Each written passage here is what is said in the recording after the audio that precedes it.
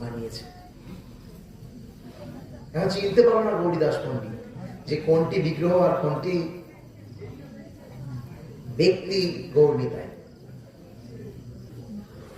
গৌরীদাস পণ্ডিত মহাপ্রভুকে বললেন, যখন দুজনকে একই রকম দেখতে লাগছে, আপনি থাকুন, এরা যাক।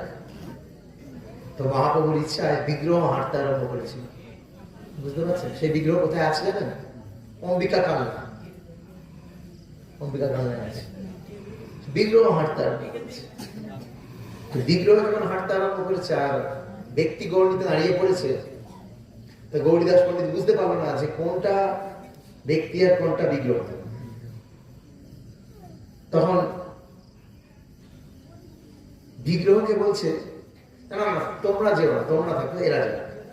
বিগ্রহ দাঁড়িয়ে গেল, মূল গৌরনীতেই হাঁটতে আরম্ভ। এবার এইভাবে 22 বার মূল গৌরনীতাই আর বিগ্রহ গৌরনীতে যাতায়াত হয়েছে। তো কথিত আছে যে মূল গৌরনীতাই নাকি রয়ে গিয়েছিল আর বিগ্রহ বেরিয়ে গিয়েছিল।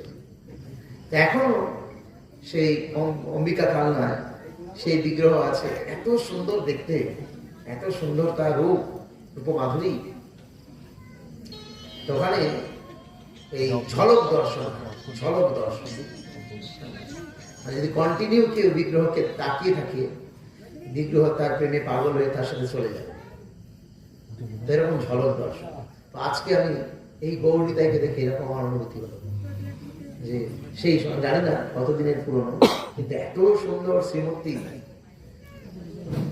আনন্দ লাগছে। তো সেই লোভে এখানে আসলাম। এখানে এসে দেখছি অনেক সুন্দর পরিবেশ। এখন যখন প্রভু কীর্তন করছিলেন, আমার মনে হলো যেন মহাপ্রভু নীলাচলে আছে। এরকম এই দামোদর বয়ে চলেছে, দামোদর আর বালির চর দেখে মনে হচ্ছে নীলাচলের সমুদ্র, নীল সমুদ্র, আর পাশেই মহাপ্রভু যেমন পুরীতে আছে গম্ভীরাতে, তো সেরকম অনুভূতি হচ্ছিল। আমি ভেবে এসেছিলাম যেদিনকে আমার কাছে গেছিলেন প্রভুর এখান থেকে, আমরা ওদেরকে বলছিলাম যে আমাদের গীতার কথা বলবো, কেননা এই পবিত্র মার্গশীর্ষ মাসে আগামী যে একাদশী আসছে 1 ডিসেম্বর, এই একাদশীর নাম মোক্ষদা একাদশী। এই একাদশীর দিনকেই ভগবান কৃষ্ণ অর্জুনকে গীতার জ্ঞান দিয়েছিলেন কুরুক্ষেত্রের রণাঙ্গনে। সেটা তো গীতা জয়ন্তীর মাস, গীতা আলোচনা হবে। কিন্তু এখন আমার আপনাদেরকে দেখে মনে হচ্ছে আপনারা সব গৌরের জন। এখন আমি আর গীতা বলবো না, আমি চেষ্টা করবো আমার সামনে এখানে গোসাই প্রভু আছেন, বিদগ্ধ পণ্ডিত, আপনারা সবাই গৌরাঙ্গ মহাপ্রভুর নিজজন। আপনাদের কাছে আমি আর কি বাতুলতা প্রকাশ করবো।